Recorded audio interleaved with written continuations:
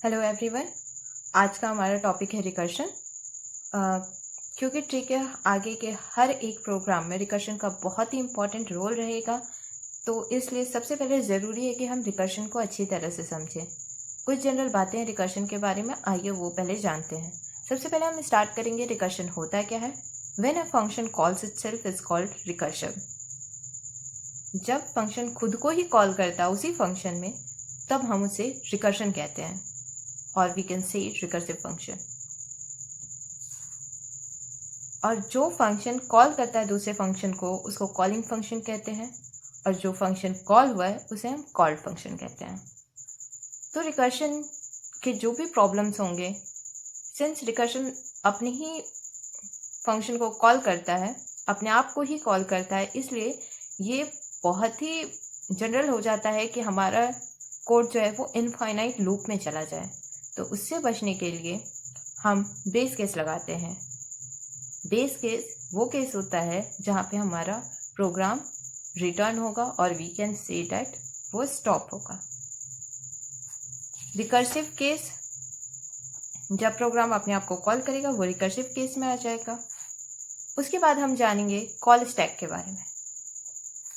तो सबसे पहले हम एक एग्जांपल ले लेते हैं कि बेस केस और रिकर्सिव केस हम कैसे फाइंड करेंगे किसी भी प्रॉब्लम का। तो आइए चलिए एक हम एग्जांपल लेते हैं। आपको शो हो रहा होगा, टू प्रिंट अ काउंटडाउन। हमें एक काउंटडाउन प्रिंट करना है, लेकिन उसका प्रिंटिंग ऑर्डर ऐसे होना चाहिए। अगर 3 से हम स्टार्ट करते हैं तो 3, 2, 1, 0 ये प्रिंट होगा। अगर n से स्टार्ट करेंगे तो n-1 ... 0 तक जाएगा। ये हमारा काउंटडाउन है। तो इसके लिए हम रिकर्सिव केस और बेस केस कैसे सोचेंगे, कैसे बेसिकली। तो अगर हम कोई फंक्शन बनाते हैं लाइक काउंटडाउन, एंड इसके इनपुट में हम एन डाल देते हैं, ये हमारा जहाँ से हमें काउंटडाउन प्रिंट करना वो होगा। तो इसका रिकर्सिव केस तो सिंपल है, हम यही सेम फंक्शन को कॉल कर लेंगे और अब जो पास होगा इसमें पैरामीटर वो n-1 हो जाएगा। और हम अगर i को प्रिंट करा ले तो आई नहीं, n को प्रिंट करा लेंगे तो ये सबसे पहले 3 प्रिंट होगा, उसके बाद 2 प्रिंट होगा, फिर 1 प्रिंट होगा। आप देख सकते हैं। लेकिन हमें बेस केस तो सोचना पड़ेगा ये कहाँ तक प्रिंट होते जाएगा। ऐसे तो ये नेगेटिव नंबर्स पे भी चला जाएगा।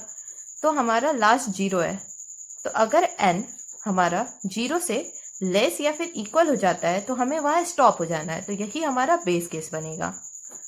तो हम यहाँ लिख सकते हैं if n less than equal to 0, तो फिर रिटर्न कर जाएंगे,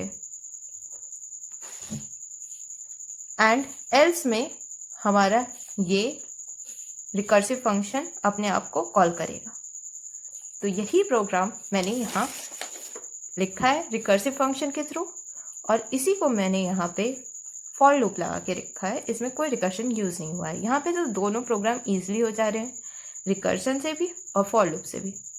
बट अगर हम पहले वाले वीडियो में देखें तो वहाँ पे बाइनरी ट्री का जो प्रोग्राम था वो इतना सिंपल नहीं होता अगर हम उसमें रिकर्शन नहीं यूज करते।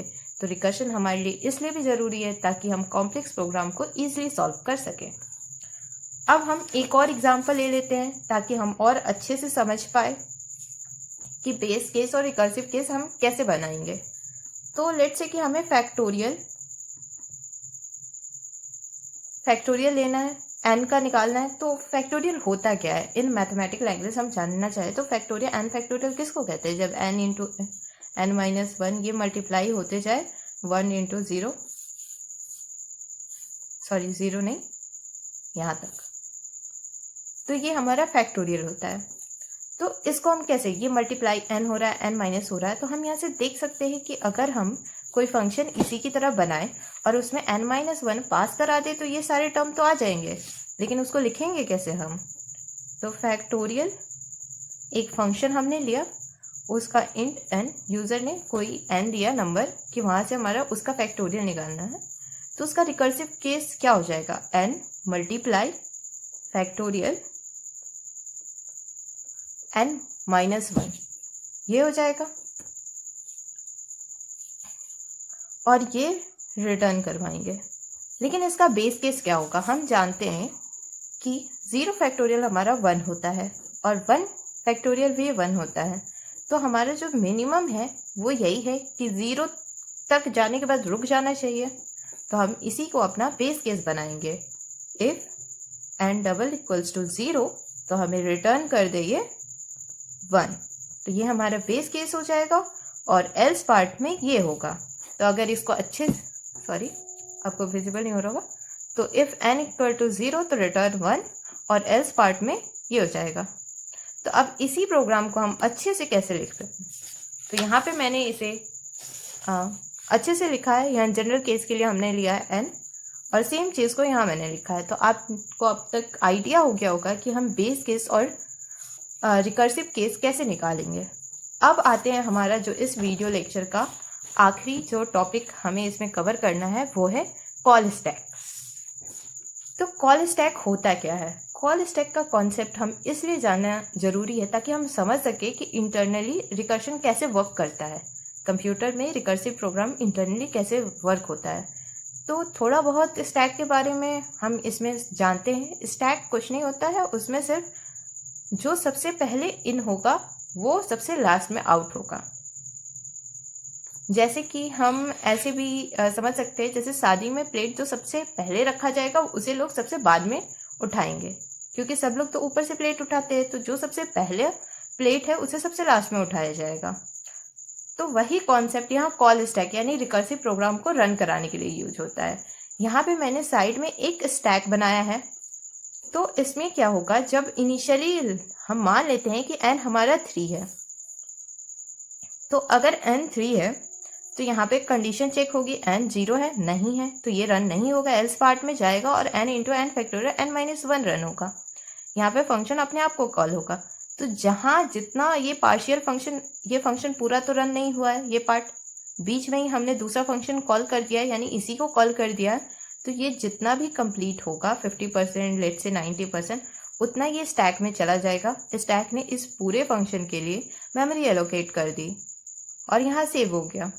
और इसी तरह जब ये दोबारा n इक्वल टू 2 के लिए जब ये कॉल किया तो दोबारा रन हुआ, उसके लिए भी मेमोरी एलोकेट हुई और वो इसके ऊपर रखा गया है।